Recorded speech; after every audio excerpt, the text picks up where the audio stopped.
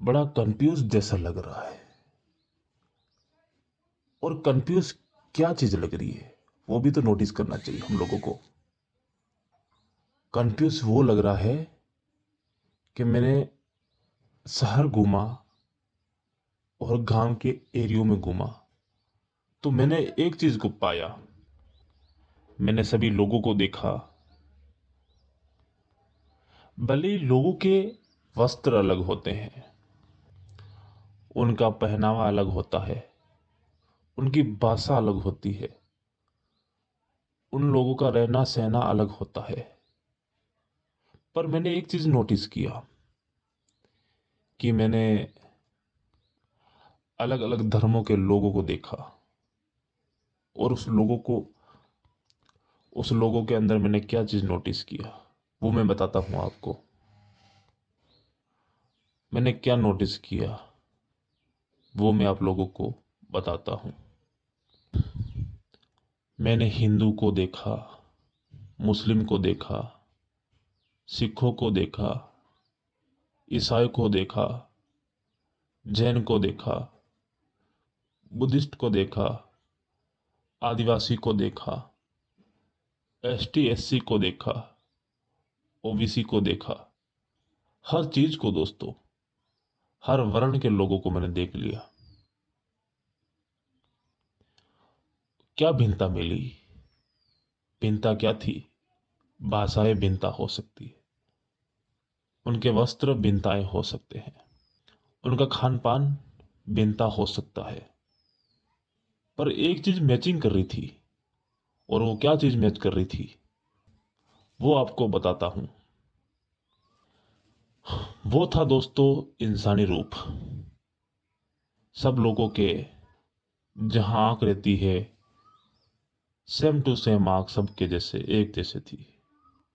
जहां नाक रहती है वहां नाक था, जहां हाथ रहते हैं वहां हाथ था, पैर जहां रहते हैं वहां पैर थे। कुछ मैंने फर्क नहीं देखा। मैंने शरीर को देखा, सभी शरीरों को देखा, तो उसमें कोई भिन्नता नहीं मिली। सब धर्म के लोग एक जैसे दिखते थे, उसमें कोई भिन्नता नहीं थी।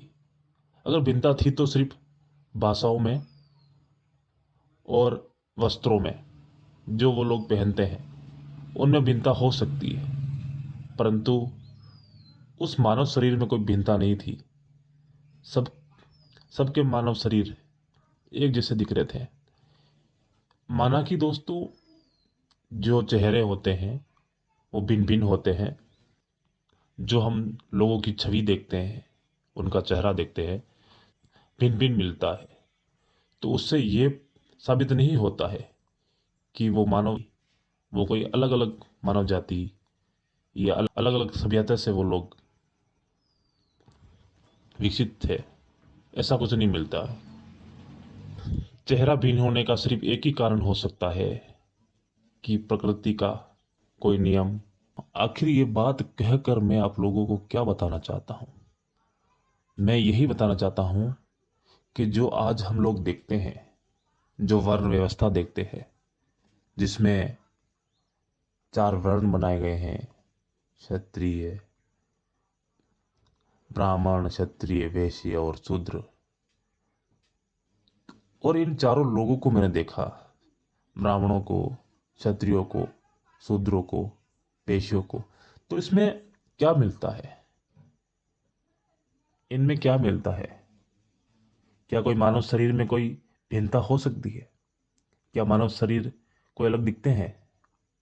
अगर जो क्षत्रिय है या ब्राह्मण है, तो क्या उनको उनका शरीर अगर देखा जाए तो, अगर ब्राह्मण या क्षत्रिय का अगर शरीर देखा जाए तो क्या उसमें कुछ एक्स्ट्रा पार्ट लगे हुए हैं?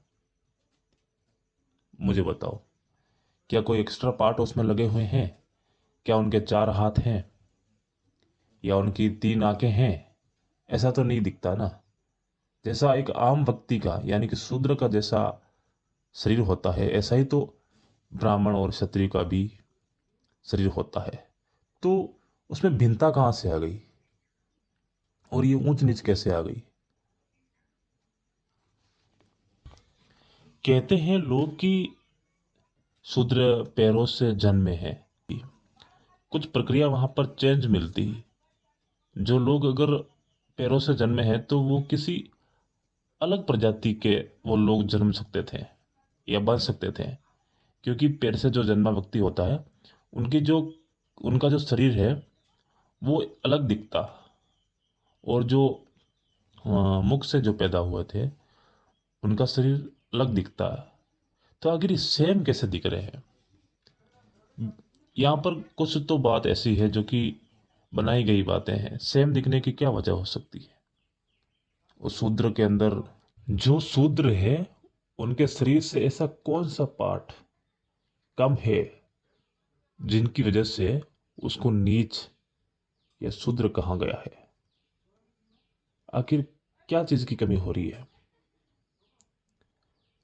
ये बात जो है सोचने वाली बात है। आप इस बातों को समझिए कि यहाँ पर क्या चीज ऐसी जो ऐसी क्या चीज बन गई है लोगों के अंदर, जो लोग ऊंच नीच में कन्वर्ट कर रहे हैं लोगों को। कोई श्रेष्ठ बता रहा है अपने आप को, तो कोई नीच कह रहा है किसी को, शूद्र कह रहा है कोई किसी को। तो आखिर ये चीजें कहां से आ रही है? समझने वाली बात है। आप लोग खुद इस चीजों को नोटिस कीजिए, और किसी किताब और किसी ग्रंथ को मत देखिए, और आप खुद इस चीजों को अनुभव कीजिए कि आखिर भिन्नता क्या है।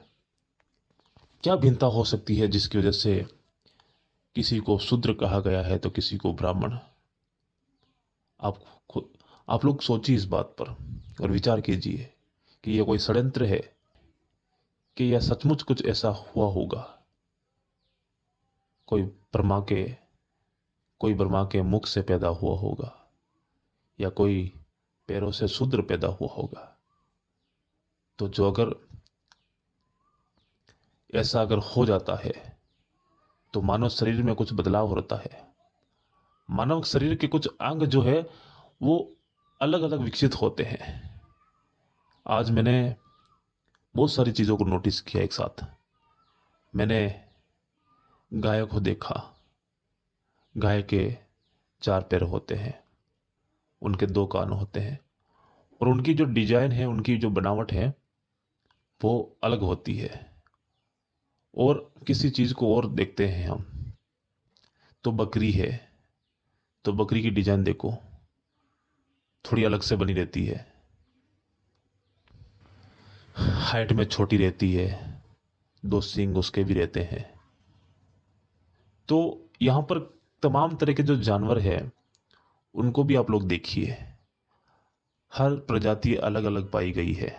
तो उसको हम बोल सकते हैं कि कोई प्रजाति जो है बड़ी विकसित है, कोई छोटी प्रजाति है, कोई लाखों करोड़ों साल से चली आ रही प्रजाति जो आज भी मौजूद है, और कोई ऐसी प्रजाति, ऐसे जीव जो कि कुछ ही सालों के अंदर वो बने हैं और बने हैं। तो उसको मान सकते हैं कि हम ये अभी भी की प्रजाति है। तो आखिर इंसानों को अलग अलग प्रजाति जो है पाई गई है, तो हम उनका अलग अलग तरीके से नाम रख सकते हैं। पर यहाँ पर इंसान की कोई ऐसी बनावट नहीं है कि कोई इंसान 4 पैर वाला है, या कोई इंसान 2 पैर वाला, या 4 हाथ वाला, या उसके 2 सिर वाला, 4 आंखें वाला। ऐसे कोई मानव जाति में कोई शरीर ऐसा मिला नहीं है। तो हम उसको नीच और ऊंच कैसे साबित कर सकते हैं? मानव शरीर की जो बनावट है वो सब एक समान है, और इसमें सिर्फ 2 चीजों का मतभेद है, एक स्त्री और एक पुरुष, फीमेल और मेल। 2 प्रकार की जो है शरीर पाए गए हैं। हमारी पूरी दुनिया में 2 तरह के मानव पाए गए हैं, फीमेल और मेल, स्त्री और पुरुष, बस यही पाए गए हैं। और इसमें भी कुछ दोस्तों कुछ जाति या वर्ण नहीं है। स्त्री और पुरुष, इसमें भी कोई वर्ण नहीं है। ये 2 शब्द है, और ये दोनों जो शब्द है स्त्री और पुरुष, और इन लोगों में कुछ ज़्यादा बदलाव नहीं होता, ज़्यादा कुछ फर्क नहीं होता है।